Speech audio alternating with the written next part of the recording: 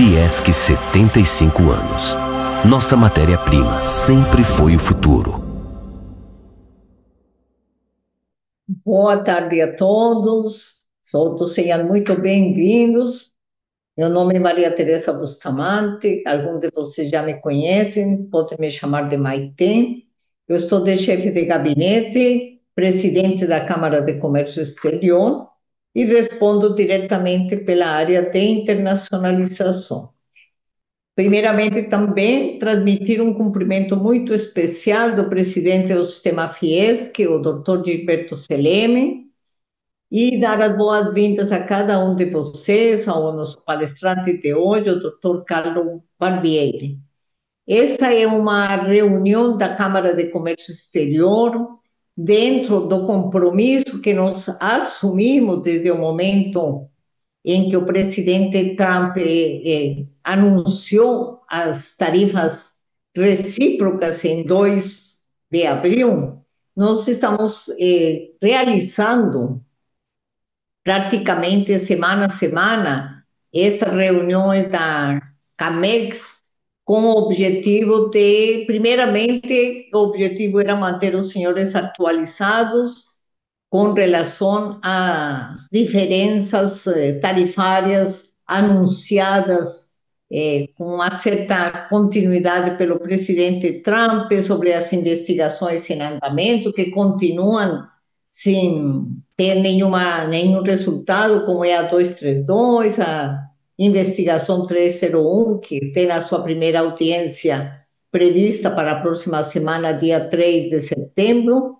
E dentro desse compromisso em relação ao que nós temos intitulado aqui no Sistema Fiesc, o tarifaço, nós criamos um comitê de crise, e esse comitê de crise hoje se transformou em um programa específico chamado Programa Destarifaço, que está em via de conclusão na sua elaboração, reunindo uma série de auxílios e propostas de trabalho em conjunto com o industrial catarinense, da Federação das Indústrias, conjunto com as nossas casas, SESI, SENAI, IEL, CIESC e todas as câmaras que trabalham junto conosco aqui, câmaras setoriais, câmaras consultivas, câmaras temáticas. O objetivo é colocar à disposição do industrial catarinense toda a nossa capacidade de inteligência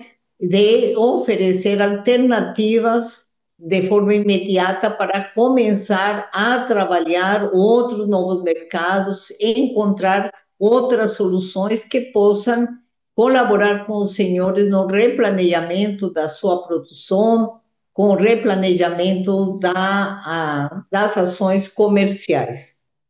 Então, nesse contexto, como os senhores já me ouviram falar na última reunião, nós estamos trabalhando fortemente a análise do adensamento de cadeias produtivas catarinenses, talvez por meio da instalação de unidades de produção em outros países que possam favorecer a continuidade de atendimento ao mercado americano.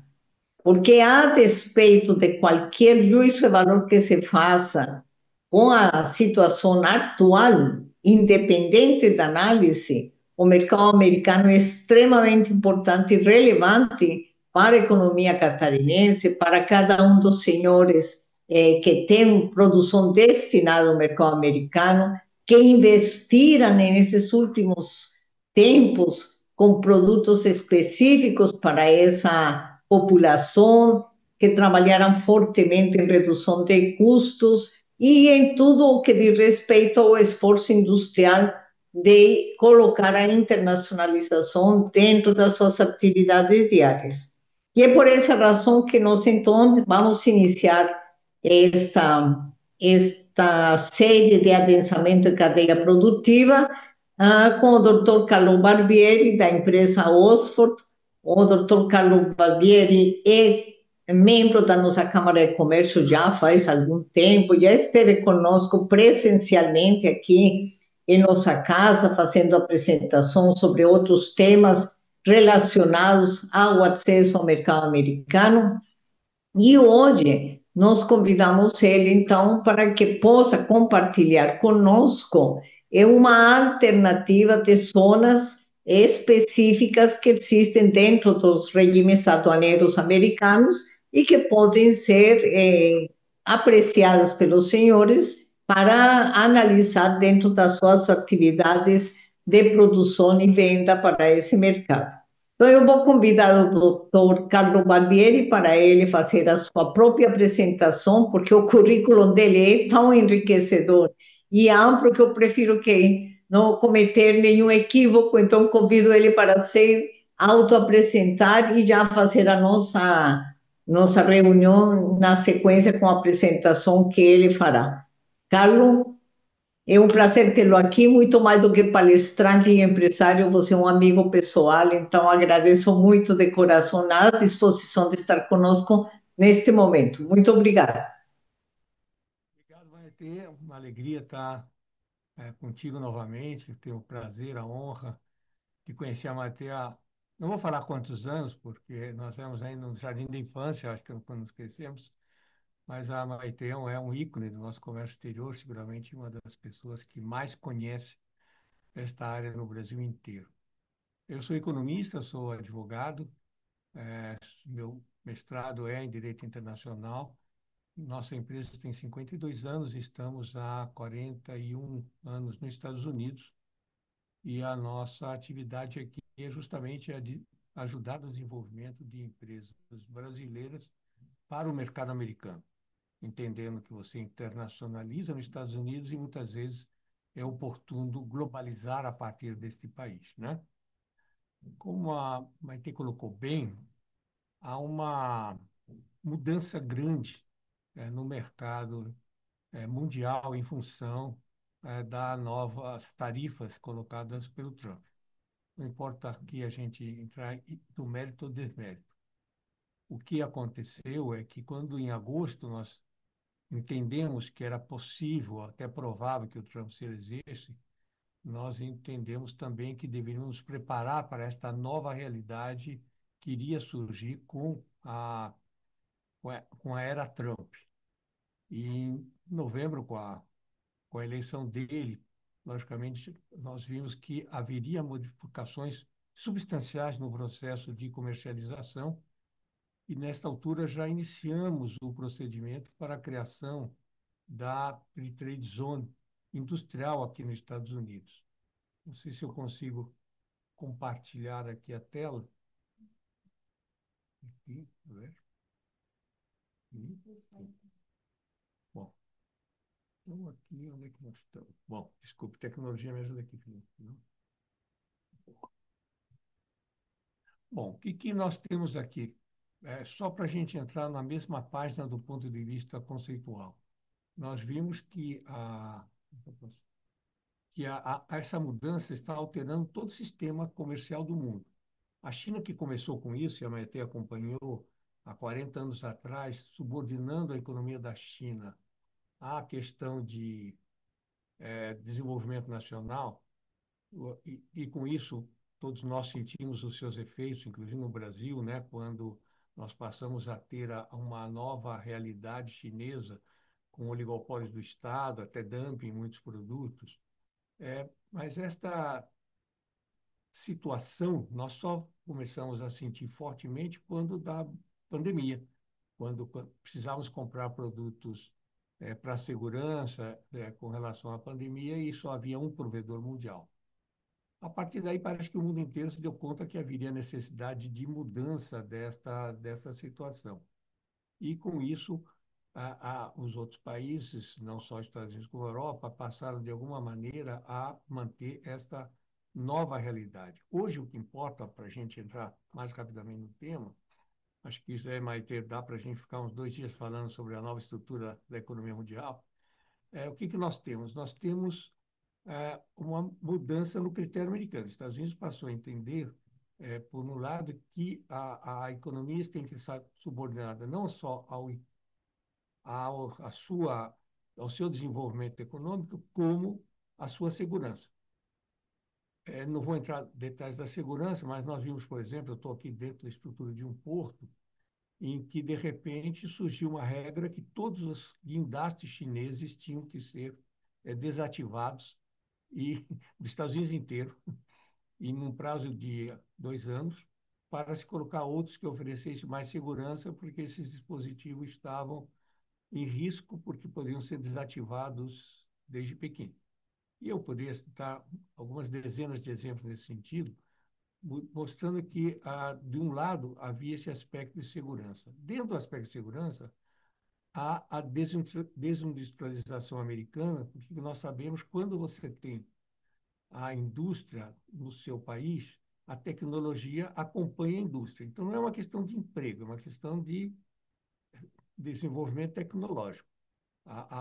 Quando nós produzimos algum produto com algumas pessoas, nós temos que atrair o desenvolvimento tecnológico para aumentar a nossa capacidade e a qualidade da nossa produção. Eu tenho meu telefone celular feito na China, a tecnologia do telefone celular vai para lá. Então, surgiram esses dois aspectos na economia americana, mudanças essenciais. E aí nós vemos, dentro desses fatores, uma mudança que nos afeta diretamente, que é o fato de que a função da tarifa aduaneira, que antes era meramente regulatória, né, os Estados Unidos tinham uma média, acho que 2%, passou a ser arrecadatória. Quando ela passou a ser arrecadatória, isso mudou o perfil. Os Estados Unidos pretende tirar do ônus da população americana US$ 500 bilhão só com alíquotas de importação. Isso é importante a gente deixar claro, porque, logicamente, isso vai modificar, de alguma maneira, a expectativa de que isso possa ser mudado a curto prazo. Não vai mudar, né? Os Estados Unidos não deve abrir mão dessa nova fonte de receita, levando em conta que tudo está mudando aqui. Então, na Flórida, a gente já está passando para uma nova fase ano que vem, que o cidadão não paga mais imposto sobre a casa em que ele mora, não vai ter o imposto predial. Os Estados Unidos quer diminuir o imposto de renda federal, enfim. Isso tudo nós temos que entender do ponto de vista tarifário, porque isso muda a política em geral.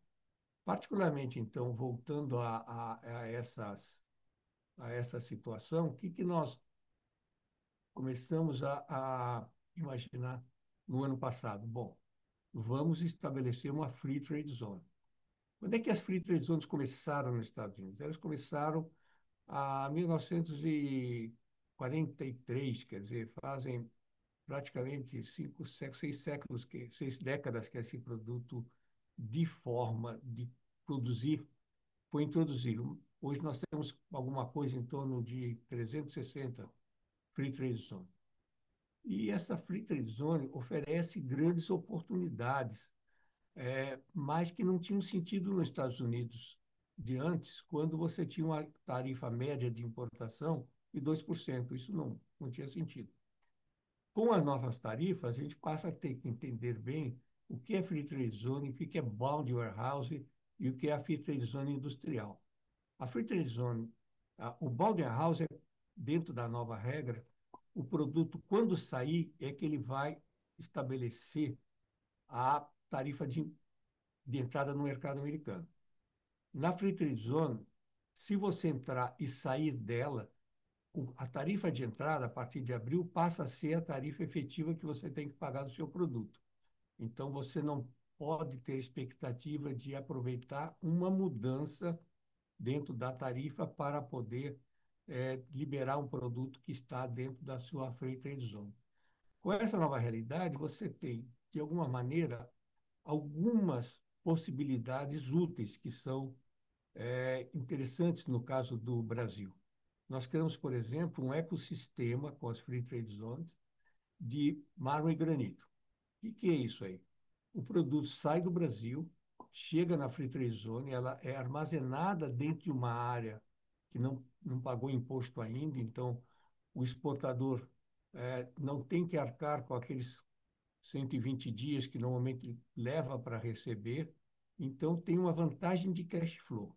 E, ao mesmo tempo, nós temos que combinar isso com uma outra operação, que é a criação de uma cooperativa dos usuários de mármore e granito, de tal maneira que a gente pudesse vender o produto diretamente ao consumidor, de alguma maneira substituindo os intermediários, e com isso o exportador vende por um preço melhor do que passando por dois grandes importadores no meio, e o comprador, comprando direto, paga um preço menor.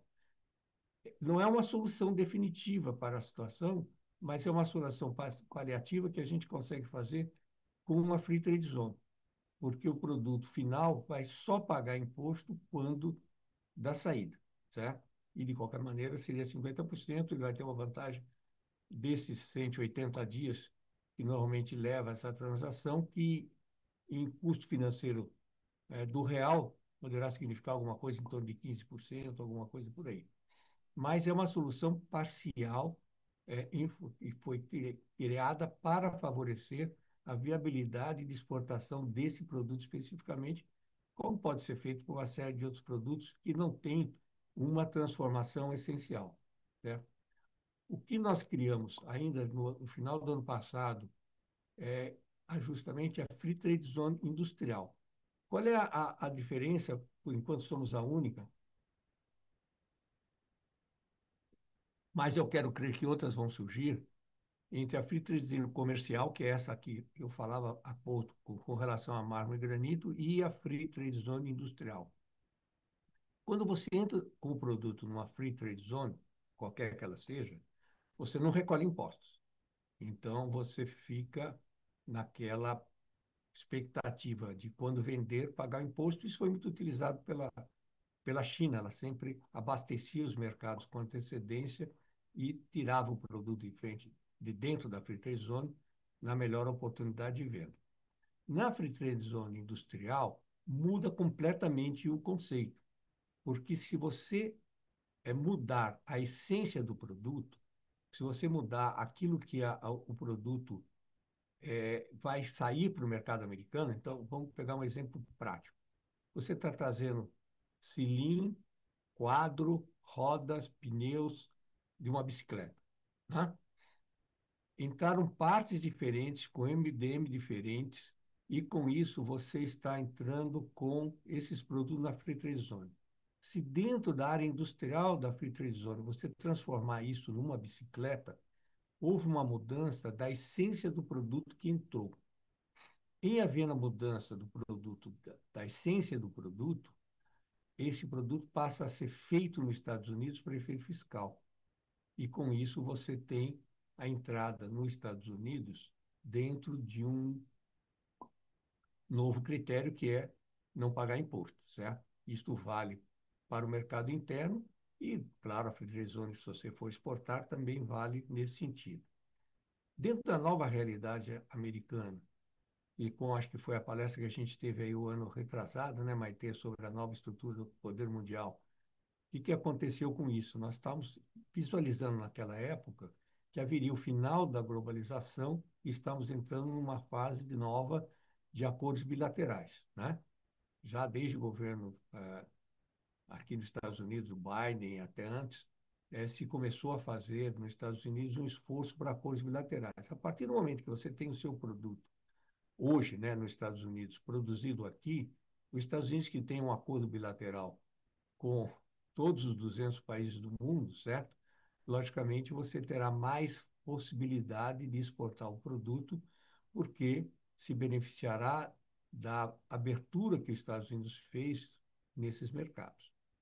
Mas vamos voltar a Santa Catarina, em particular, alguns produtos. Santa Catarina, seguramente, é o grande produtor de imóveis, sejam para escritório, sejam para residência, assim sucessivamente. E vamos chegar ao móvel a partir, digamos, do rolamento.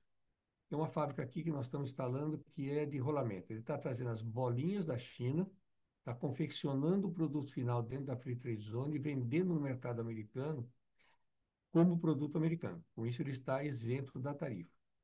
Nós temos, depois eu vou deixar com a Maitê, a relação de como se configura esta nova estrutura, porque vamos supor, vieram aqui, por exemplo, os produtores de suco de maçã, acho que é aí também do seu estado. Com o suco de maçã não dá para fazer nada dentro da Trade Zone industrial que o transforme em produto americano. Porque entrou o suco de maçã, você pode embalar aqui, você pode rotular aqui, você pode fazer o que quiser dentro do mercado, mas vai sair suco de laranja. Se você traz café, é a mesma coisa. Entra café em grão, moe, torra, transforma ele em liofilizado, o que for, sai café. Então, nos produtos que não há uma mudança na essência, não há nenhuma oportunidade de você usar, do ponto de vista prático, a Free Trade Zone. Mas voltemos ao exemplo do móvel. Nós temos um móvel fabricado aí no Brasil, dentro do Joinville, e esse móvel é composto de partes. Toda a fábrica de móveis é uma montadora, como a indústria automobilística, certo? Beleza. Se entram esses produtos, logicamente tem que se analisar no detalhe as características e a formulação técnica do produto. Entra a porta em forma de madeira, entra os parafusos em forma de parafuso. Se ao final se consegue caracterizar que houve uma mudança essencial, mesmo que a maior parte do produto, talvez 90% do produto, do preço final do produto, do valor do produto, tenha sido formatada dentro dos Estados Unidos, em havendo uma mudança na essência do produto, nós vamos entender aqui de que isso deve ser considerado como um produto americano. Não é uma questão de simples verificação a olho nu. Há necessidade, e nós sempre recomendamos que seja feita uma análise pelo broker, a gente consulta a Receita Americana para confirmar se o nosso entendimento está certo, e a partir daí se começa o processo industrial. Vou dar um exemplo real. Tem uma grande fábrica aí de pães do Brasil, que faz pães congelados, pão de queijo congelado, massa de pastel, que já tinha um mercado americano fantástico. Tem 25 estados americanos que compram esse produto. Então está entrando farinha, está entrando fermento, está entrando uma série de outros produtos, mas ao final está saindo pão. Este pão é 100% isento de imposto porque é um pão fabricado nos Estados Unidos. Então, a formatação do processo tem que ser adequadamente estudado para que a gente não corra o risco de, ao final, nós não termos aqui a chance de errarmos e depois a alfândega americana entender que não houve essa mudança essencial. Há meio termo nisso? Há meio termo nisso, certo? Se você está trazendo, sei lá eu, nós estamos vendo agora um cabo que é usado para a indústria de elevadores. Se esse cabo que é usado na indústria de elevadores está agregando 65% do produto aqui nos Estados Unidos, é provável que ele possa entrar com esse percentual para justificar o fato de que é um produto fabricado aqui pelo percentual. Mas esse percentual varia muito em função do tipo de produto que está agregando, do seu valor, quanto que você está agregando de outros valores no produto final, e assim sucessivamente. De qualquer forma, o que nós entendemos, no caso de cabos, e a alfândega já definiu, é um produto americano. Com isso, ele está entrando isento e mantendo a sua competitividade. Porque com este tarifato, e a Maitê tocou um ponto muito importante na sua breve apresentação, mas que mostra a experiência dela. Quando a gente está exportando um produto, o custo de você fazer algo que esteja de acordo com a necessidade daquele país é muito grande.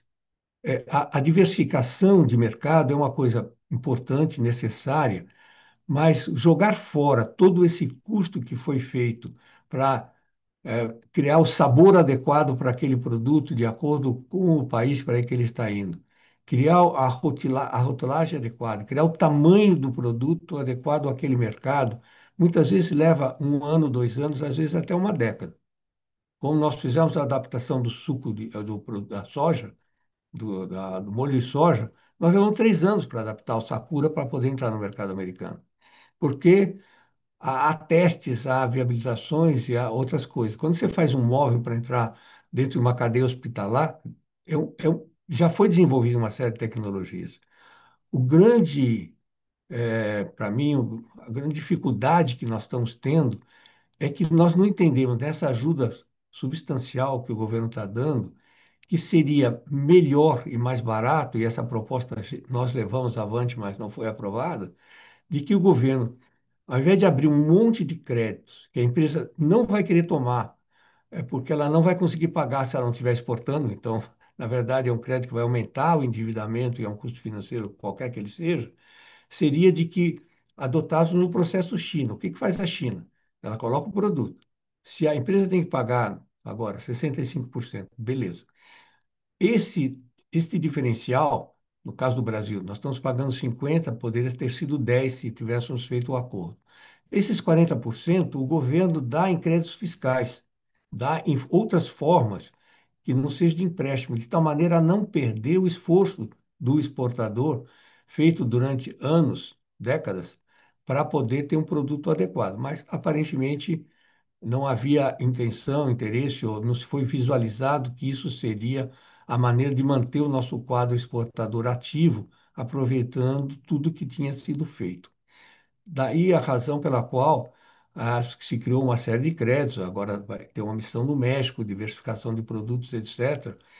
Para as indústrias que têm condições de fazer a mudança de parte do seu processo produtivo para uma free zone industrial dentro dos Estados Unidos, ela vai manter plenas condições de competitividade e até maior, porque o outro produtor americano que está trazendo, no caso dos rolamentos, as bolinhas da China, ele está pagando imposto sobre as bolinhas da China e o produto dele está entrando dentro do mercado americano sem imposto. Ele até ganha competitividade.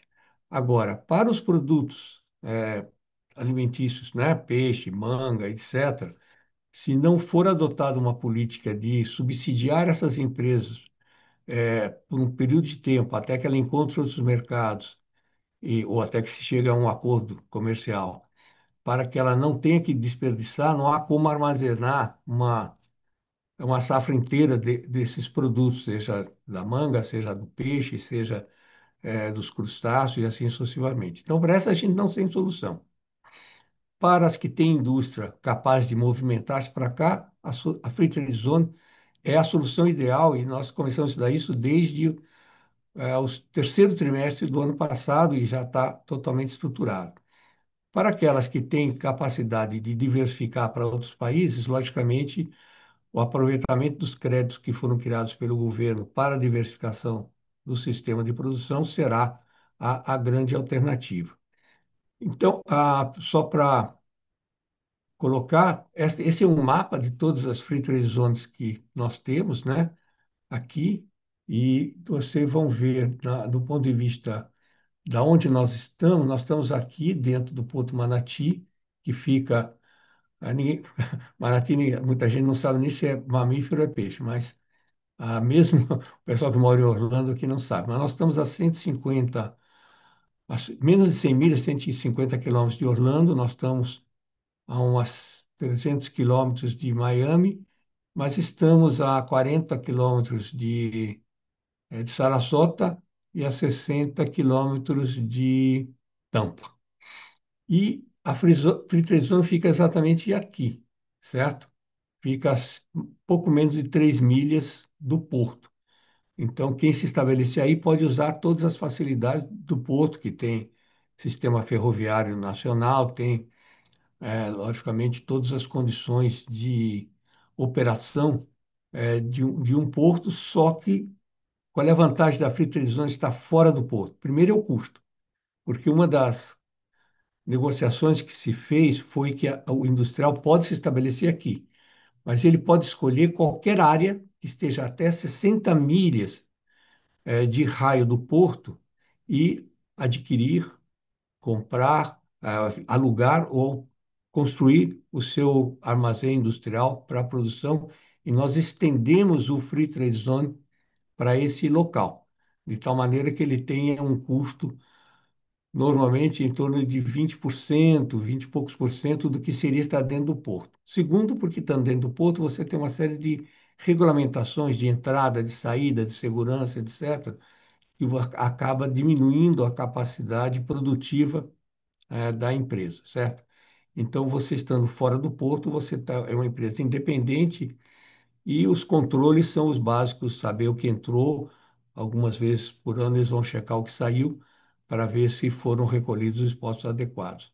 Então, dessa maneira, a empresa pode escolher, no caso de se estabelecer, se ela quer construir, se ela quer locar ou se ela quer contratar a construção no build to suit, como nós usamos muito aí no Brasil, de tal maneira que ela não tenha que ter investimento na área imobiliária, que sempre representa um ônus grande e se preocupe mais com a parte da área industrial propriamente dita, levando em conta que se a sua máquina, o seu equipamento vier para dentro da Free Trade Zone, enquanto ela lá permanecer, também não paga imposto. Então você tem isenção com relação a isso. Mas eu acho que eu tentei fazer uma apresentação bem rápida, porque eu acredito que tem mais perguntas para a gente poder aproveitar o tempo. Carlos, muito obrigada. Teve no início um probleminha aí de som, mas de repente melhorou, então está muito bom agora. Sinta-se na vontade, os participantes abriram o microfone. Só vou pedir, como está sendo gravado, que se identifiquem com o nome de quem está falando e o nome da empresa, e fiquem à vontade para fazer as perguntas que considerarem pertinentes. E eu vou começar por ela. Carlos, entendendo então que a Zona Franca ela está vinculada ao Porto de Maniti, é isso? Aquela extensão geográfica abrange todas as condições portuárias, né? Exato, ela é uma extensão da Free Zone do Porto Manati. Qualquer Free Trade Zone pode fazer isso, das 300 e tantas que nós temos nos Estados Unidos. Até agora, a Free Trade Zone nos Estados Unidos era um investimento imobiliário do porto. Ele tinha a intenção de cobrar, logicamente, um valor maior pelos imóveis dentro do porto. A mudança que foi feita aqui é que ela fica fora do porto, com a utilização do porto, da prisão do porto.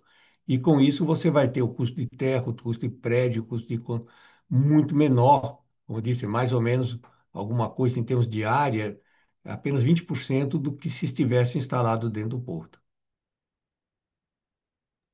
Ok. E outro aspecto.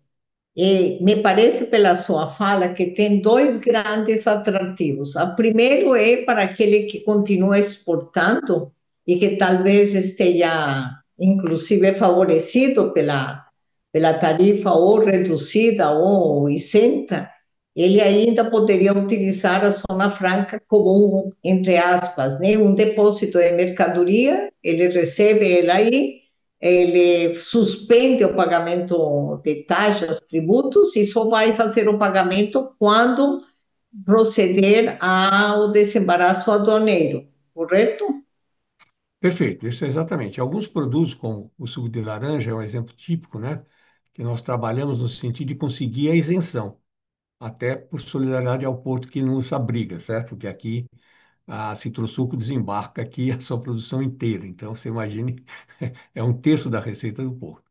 E assim como papel e celulose, nós fizemos algum trabalho no sentido de colocar na isenção, mas dentro de uma nova formatação, que não é aquilo que a gente conheceu, como é que se fazia o lobby antigamente, falar com deputados, isso não vale mais nada. No caso desses produtos, eles continuam entrando isentos e saem do porto isento. No caso do mármore e granito, que eu tomei a liberdade de citar, ele ganha no cash flow, porque ele entra na free trade zone, desembaraça, desova o container sem pagar imposto, né? Vai pagar integralmente o imposto apenas quando vender. Como esse prazo entre chegar no porto e ser comercializado o produto, em geral, é alguma coisa em torno de 180 dias, e ele está pagando com dinheiro, com juros em real, porque o ACC dele venceu, no embarque, certo? Então, ele vai ter uma vantagem financeira no cash flow, mas ele acaba pagando a mesma quantidade. Exatamente, Carlos. Tem sido um dos pontos que eu tenho dado mais realce, que sempre foi absolutamente relevante. O rei principal para a empresa é o caixa. Mas, neste momento, com muitíssima mais razão, o caixa representa desafio muito grande para o industrial. E a segunda alternativa é exatamente a que mais tem sido aventada e colocada pelos industriais como uma alternativa, que são as unidades de produção. Então, elas também são possíveis dentro das zonas francas, mas tem que atentar ao cumprimento da regra de origem. Então, entendi que no caso dá para fazer uma consulta prévia à aduana, né, ao customs, para verificar se cumpre ou não essa regra de origem, correto? Não, exato, perfeitamente. E a ideia, pelo menos que eu acho mais interessante, para o industrial isoladamente, o que você colocou é essencial. Fazer a consulta, confirmar da possibilidade e ver o que, que ele tem que fazer aqui para poder ter a isenção. Agora, em casos específicos, vamos, a partir de exemplo, usar o mesmo móveis que eu sei que móveis Santa Catarina é fantástico, certo? Você pode criar um cluster de tal maneira que o processo produtivo dentro da Zona Franca possa ser compartilhado entre diversas empresas que usam o mesmo equipamento, de tal maneira a diminuir o investimento que tem que ser feito em máquinas e equipamentos e dividir o custo de mão de obra entre diversas partes. Então, você pode aumentar o processo produtivo, desde que haja um acordo entre as partes, certo? De tal maneira que você cria um cluster de imóveis, pode criar um cluster de outros produtos também, por exemplo, no próprio mármore e granito que eu citei anteriormente. Então, a segunda fase desse projeto vai ser fabricarem dentro da Frizone os próprios exportadores as pias, as banheiras, as mesas, dentro da Free Zone para não pagar imposto, mas aí já vai ser uma segunda fase, porque é um equipamento muito caro para um produto de baixo valor, né? É perfeito. Até porque, na verdade, esse processo que você está descrevendo é uma das grandes atrações que no continente asiático a gente encontra, né? São nas zonas de processamento industrial que você consegue criar esses clusters que são extremamente relevantes, dependendo do produto, evidentemente, mas consegue reduzir o custo e facilitar o ingresso no mercado americano sem pagamento de imposto, Exato. né? Essa é é por isso que nós chamamos aqui de adensamento da cadeia produtiva. Bom, não sei se algum dos participantes tem alguma dúvida.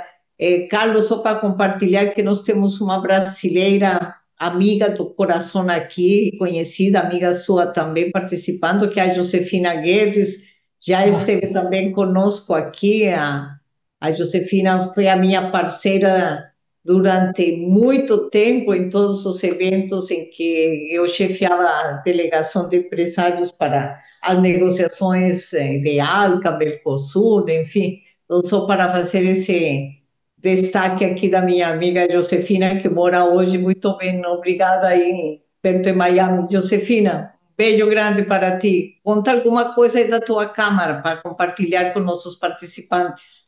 Eu queria primeiro parabenizar o Carlos Barbieri, né? A gente tem trabalhado juntos em alguns projetos, inclusive nisso, como um plano B. E o que mais me chamou a atenção desse projeto da Zona Franca, ali no Porto de Manati é que você não precisa até estar dentro do porto, tem 60 milhas, né, em torno do porto, que aí é mais barata a parte imobiliária, o investimento, seja aluguel, ele mesmo explica isso. Então, isso é uma vantagem comparativa gigante. Muitas empresas estão vendendo já aqui, já estão no mercado, quer dizer, já tem o dever de casa, que é ter o mercado na mão, então tomar a decisão para investir numa fábrica, que seja de acabamento, montando e atendendo o regime de origem, pode ser um plano B, né? Depois, aí vamos ver o que vai acontecer 3 e 4 aí com as audiências públicas em Washington, né? Acho que está todo mundo aguardando como é que vai ser essas audiências públicas, mas eu acho que é uma oportunidade muito boa para quem quer se manter no mercado norte-americano. Então, eu acho que esse plus que o Porto está dando. Bom, com relação a nossas câmaras, né, Barbieri tem a câmara dele que está fazendo um ano, que é Southwest, né, a Câmara de Comércio dele. A nossa tem 25 anos, que é a Central Florida Brazil and America Chamber of Commerce. Nós somos parceiro, a nossa Câmara fez um convênio com a Câmara do Barbieri, e como a gente tem muita sintonia e busca as mesmas coisas, que é facilitar toda a parte de introdução do mercado, ou aproveitar todos os regimes especiais que existem e políticas industriais que tem na Flórida, que é um estado bastante agressivo, com impostos, vamos dizer, imposto de renda super reduzido comparado com outros estados. Então, é um estado que, desde o Covid, recebeu muito investimento.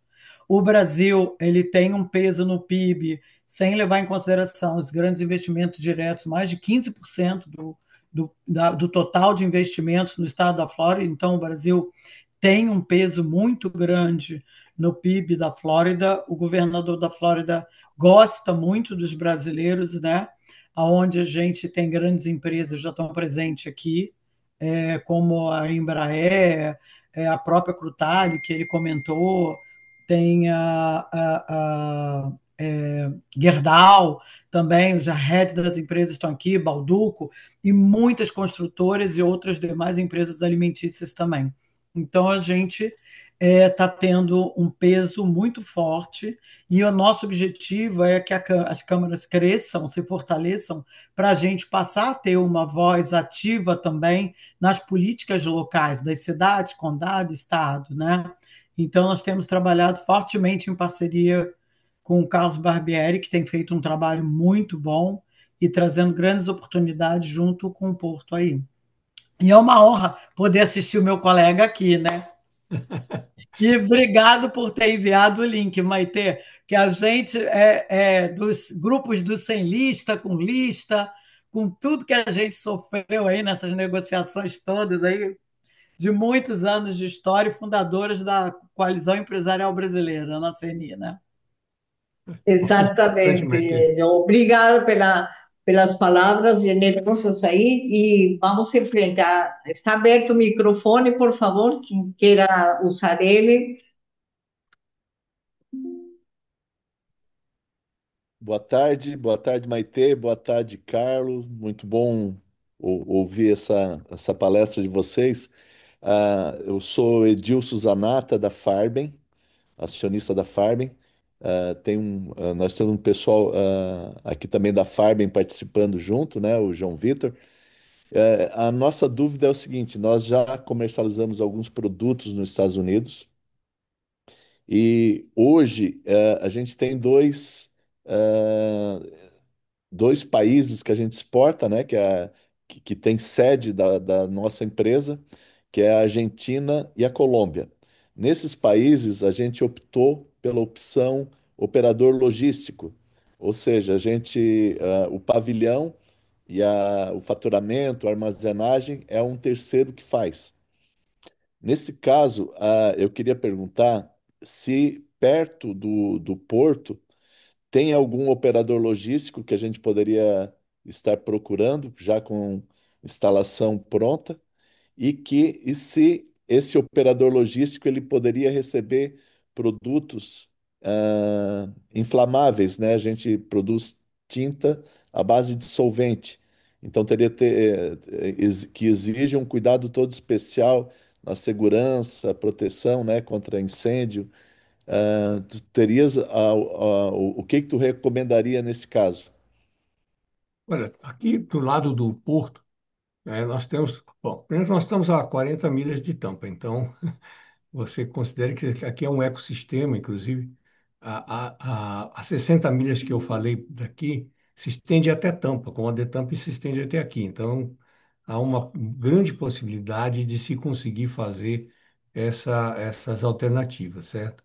Agora, se você nos mandar um pouquinho mais especificamente o que você precisa, seguramente nós vamos ter várias oportunidades aqui de buscar o que você precisar, porque seguramente a zona oeste da Flórida é a área que a gente tem em maior desenvolvimento no presente, certo? Não há nenhum lugar que a gente possa chamar a atenção mais do que isso, por exemplo, o crescimento econômico da costa oeste americana é maior que da costa leste, certo?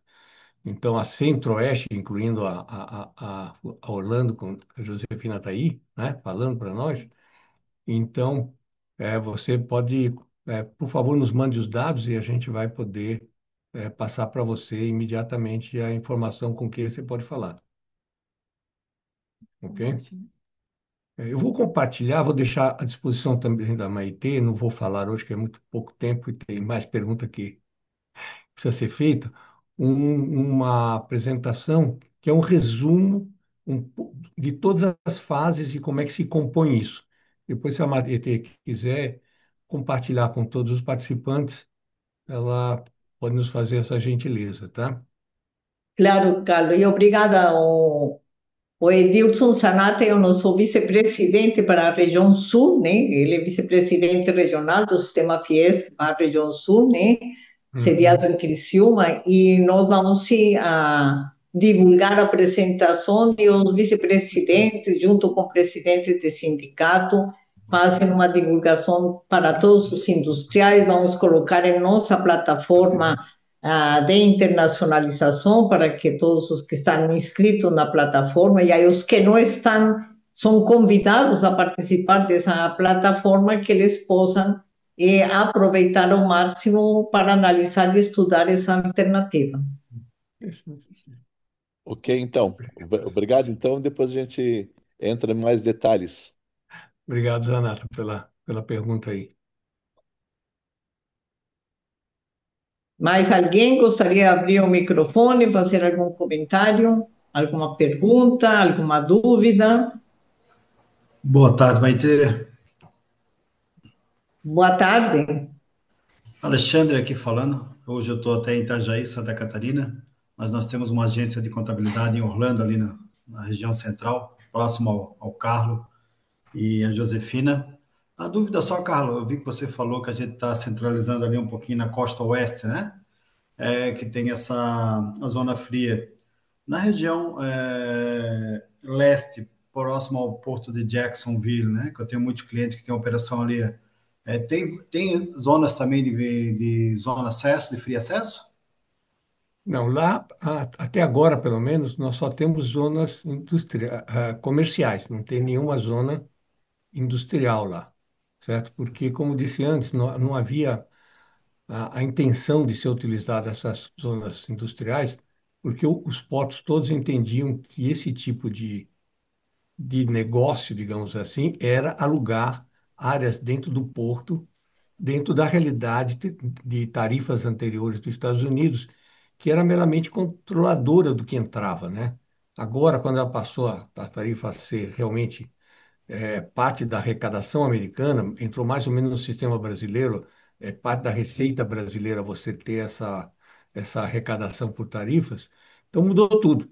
Pode ser, e eu espero que sim, que outras zonas francas se ampliem para a parte industrial, que não é um problema complexo, apenas é uma questão de documentar exatamente, que você tem que dizer o que vai ser produzido, de que maneira vai ser produzido, enfim.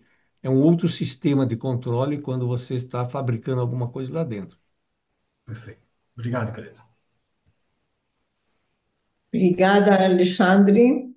Bom, temos mais uns minutinhos antes de encerrar a nossa reunião. Como você sabe, nós temos tomado bastante cuidado com o tempo de nossos participantes, né? Então, o tempo é precioso, assim que, se não houver mais nenhuma pergunta, queria muito agradecer ao Carlos Barbieri pela apresentação, a cada um de vocês pela participação, lembrá-los que a partir de amanhã nós estamos lançando o programa Destarifácio. Em algum momento vamos, então, fazer também um webinar para poder apresentar todos os serviços que nós estamos colocando à disposição dos empresários catarinenses, entre esses estudos de inteligência comercial, que vocês já conhecem bem, mas um ponto específico aqui é justamente ressaltar as oportunidades que as zonas francas industriais e comerciais, como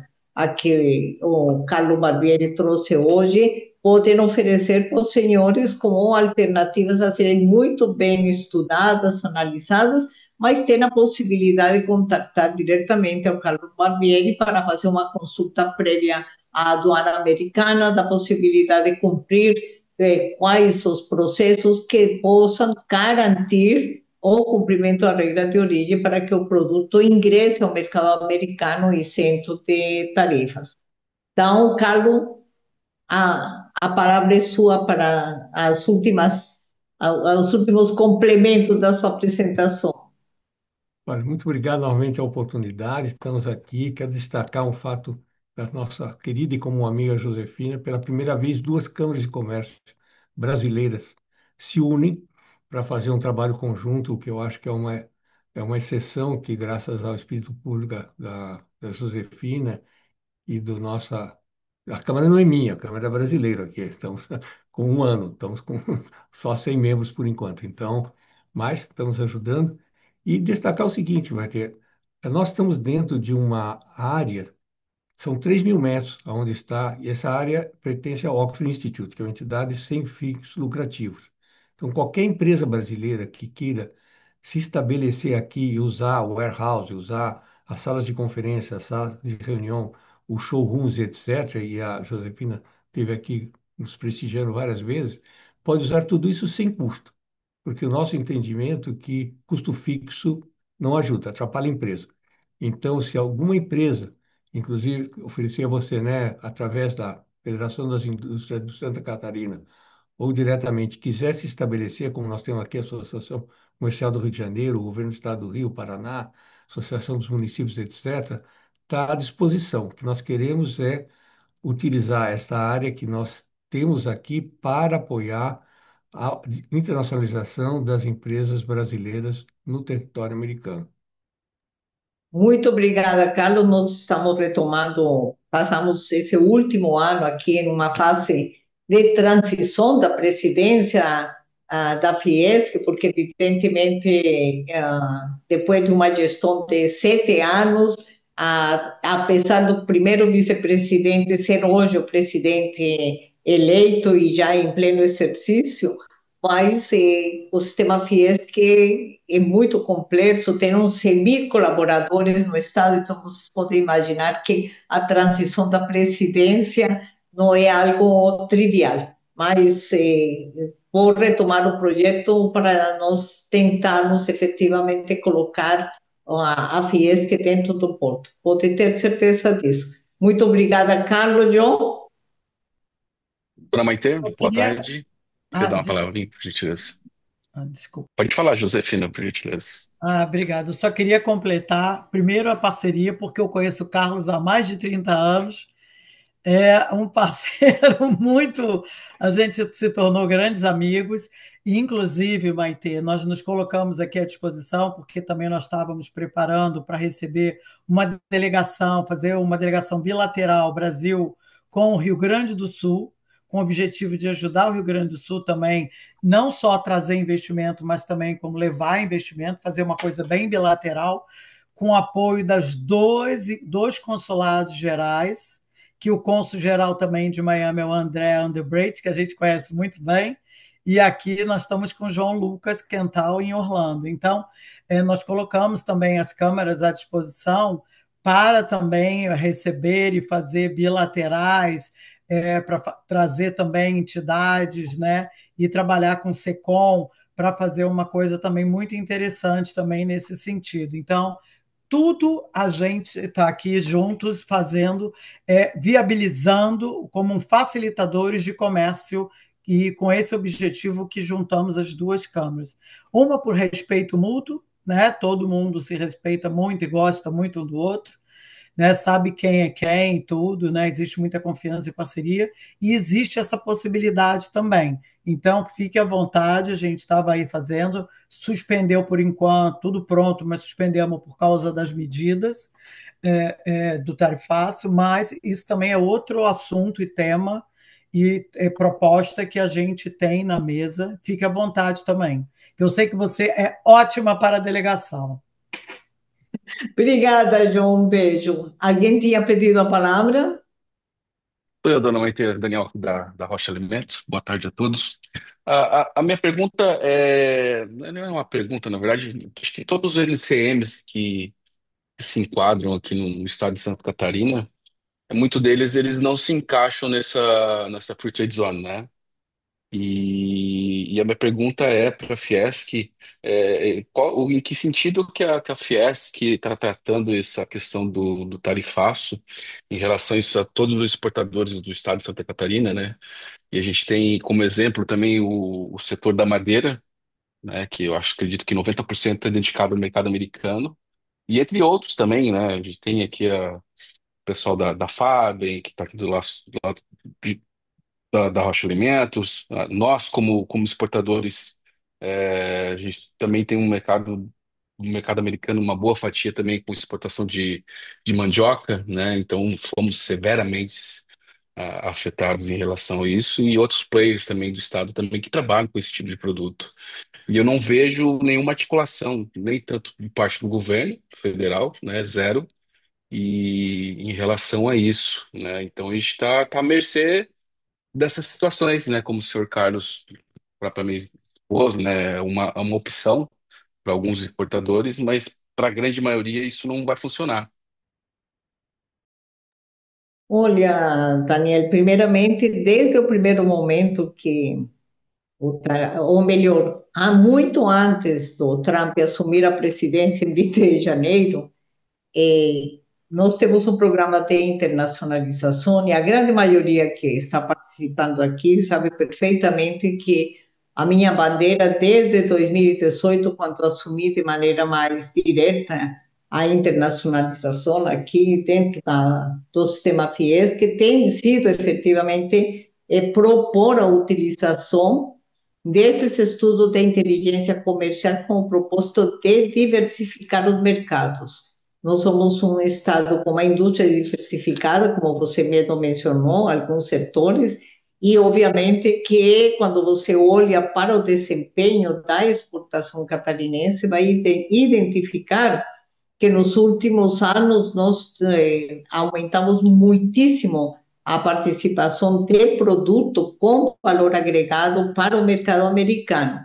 Isso é excelente, muito bom, mas temos um problema. Alguns setores não investiram na abertura de outros mercados, e aí o que ocorre? Que agora, efetivamente, quando o Trump assumiu e fez valer o que já era uma proposta desde o primeiro mandato em 2017, repetiu durante a campanha, evidentemente que pegou extremamente forte essa decisão de aumentar a tarifa agora em 9 de julho para 50%. Ponto um. Ponto dois, você citou o setor de madeira e móveis e produtos derivados que são objeto de uma investigação, não é nem de tarifa, é de investigação.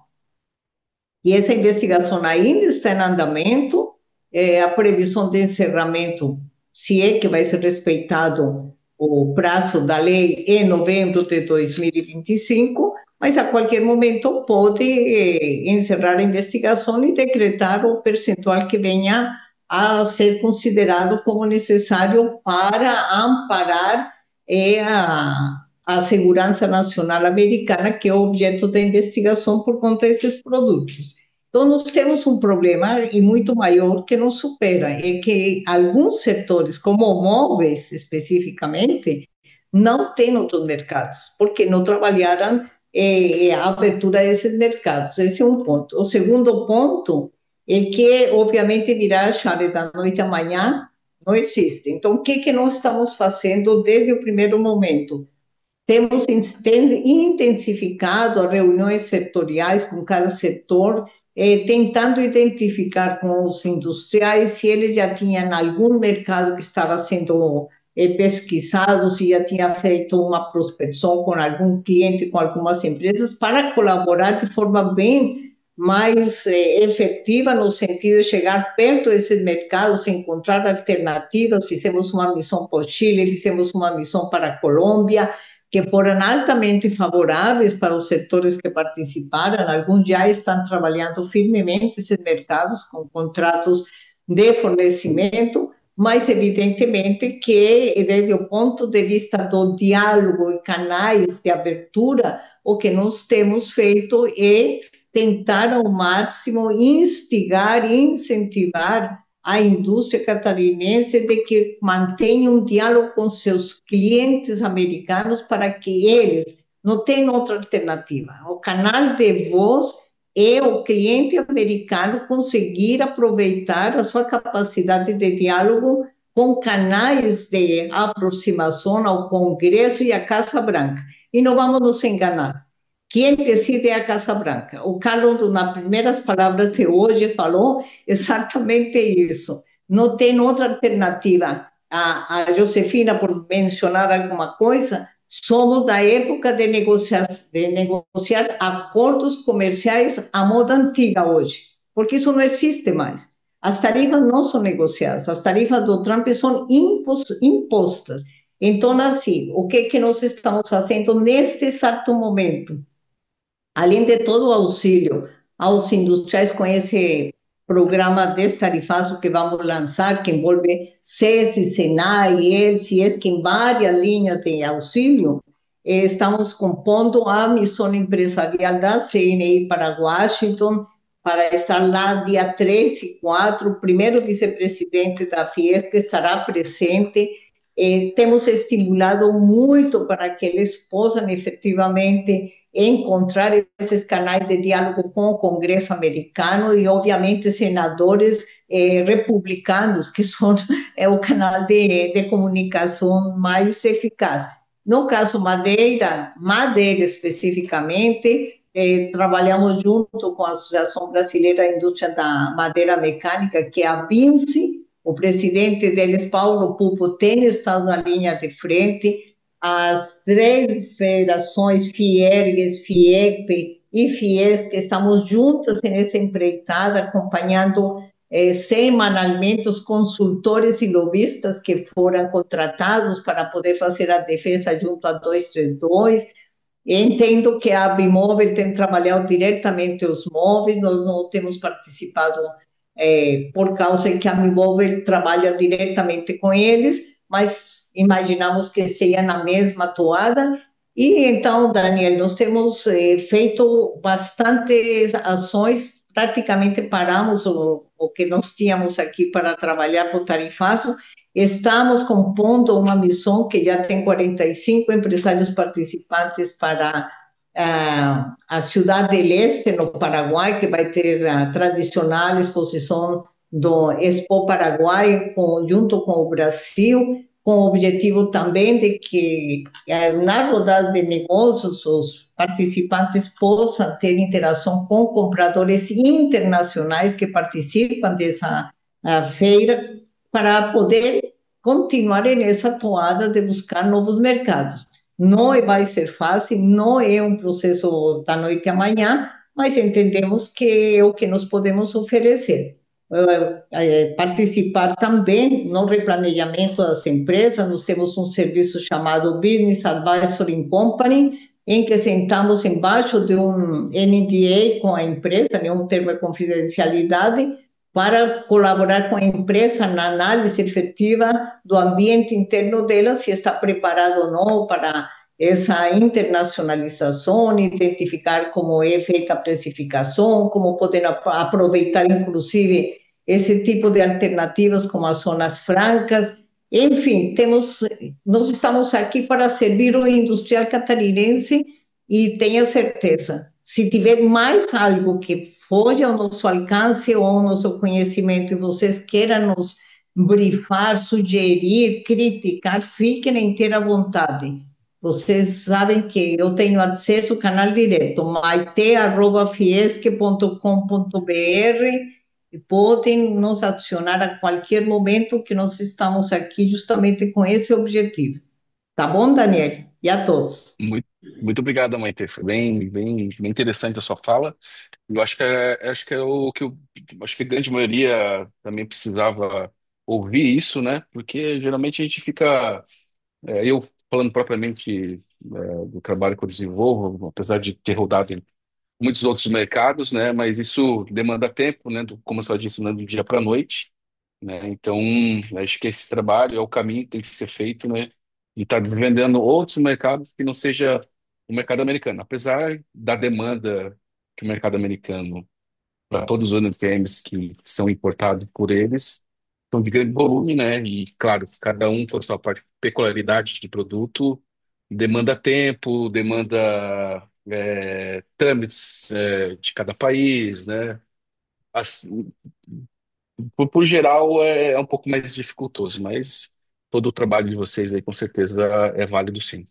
E parabéns também aí para a equipe, pelo Paulo também, sabe? Por sempre estar nos informando aí dos trabalhos a serem feitos.